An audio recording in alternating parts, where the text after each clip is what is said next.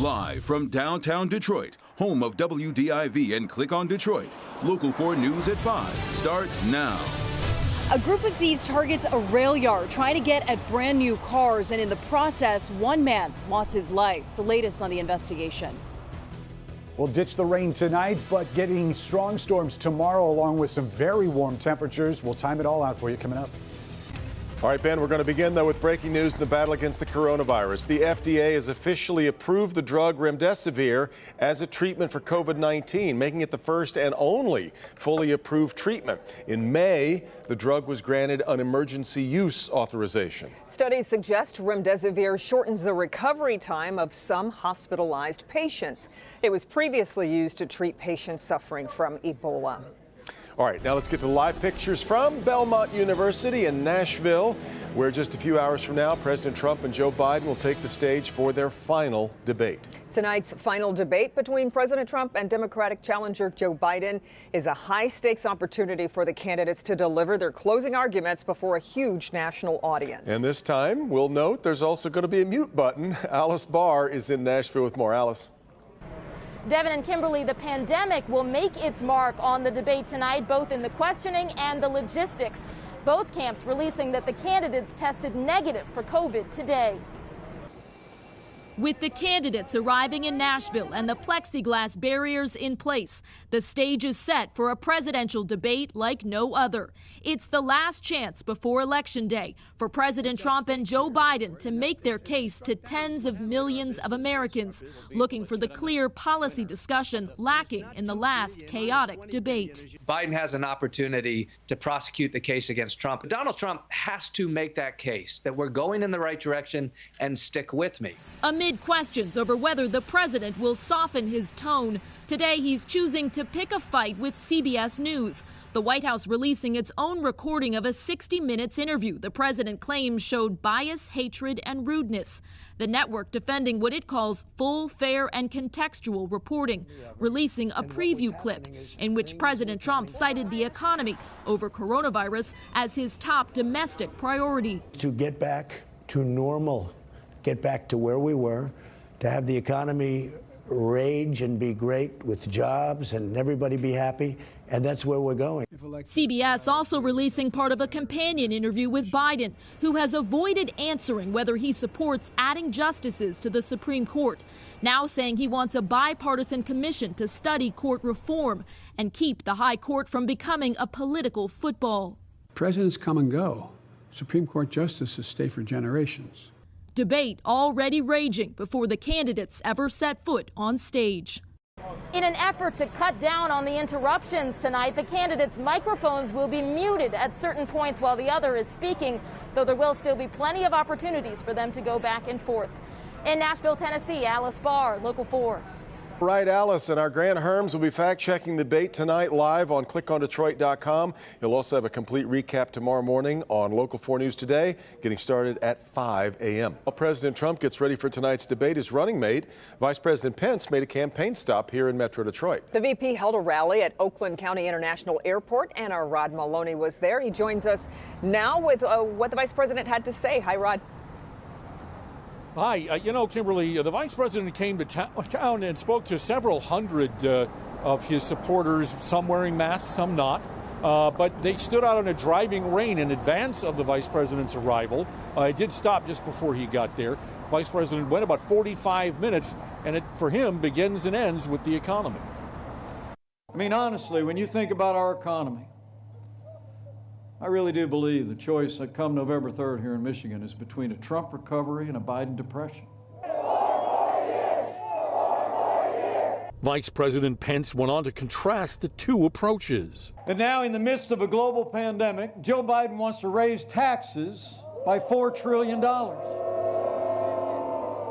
President Trump, he cut taxes across the board for working families. The Vice President hailed the appointment and what he believes will be the swearing in of Judge Amy Coney Barrett on the Supreme Court, and slammed the Democratic nominee for refusing to answer whether he wants to pack the Supreme Court if elected. The American people deserve a straight answer, Joe. When you're running for the highest office in the land, the American people deserve to know whether you're going to respect the highest court in the land. The crowd came enthusiastic and dressed to show off to the candidate himself. Dave Dummeter of Dearborn did all he could to get the vice president's attention. I want Trump and Pence to know there's people in Michigan that are for him, and we're sick and tired of what our governor and Attorney General is doing to this state. I just think this is one of the most important elections ever, and I just 100% believe in this campaign and the Trump organization. And so the vice president jetted off to Indiana, his home state, after he spoke here. Said he was going to be doing what he wants others here in the crowd to do, and that is vote early. Devin, back to you.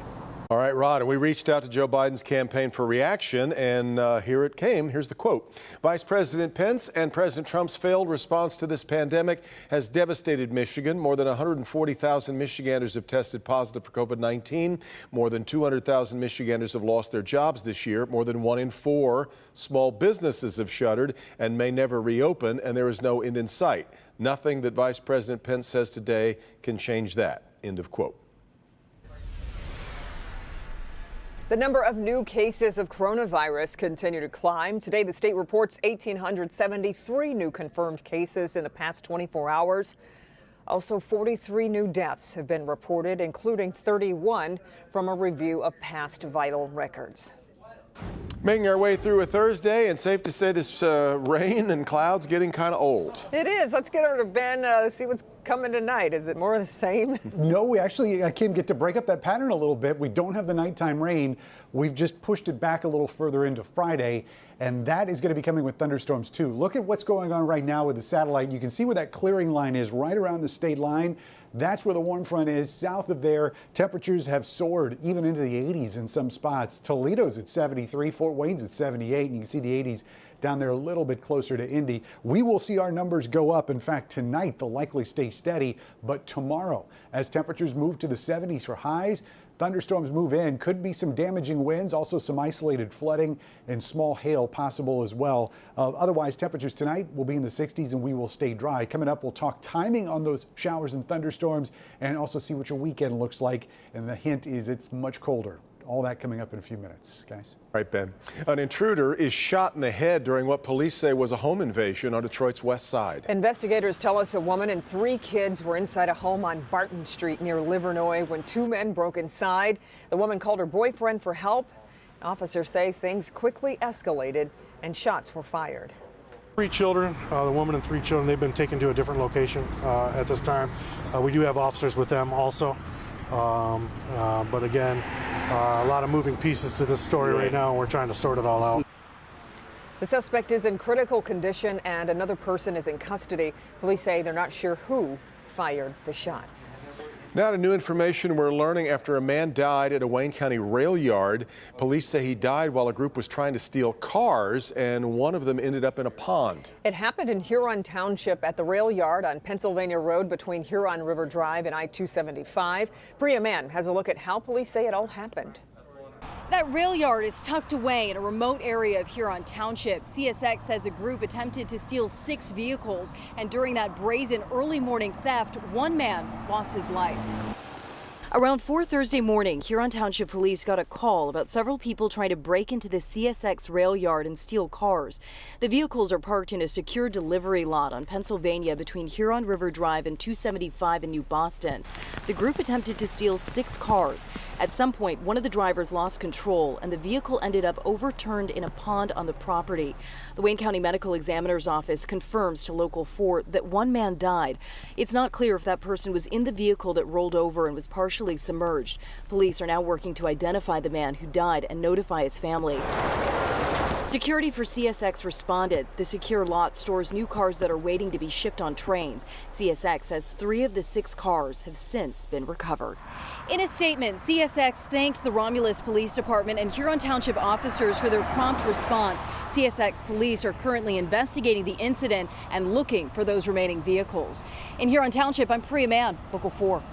All right, Priya, you need to be sure to keep your distance. The CDC just issued game-changing new guidance about what really is close contact. Also, not so fast, why the Vatican says the Pope's comments supporting same-sex civil unions really is nothing new.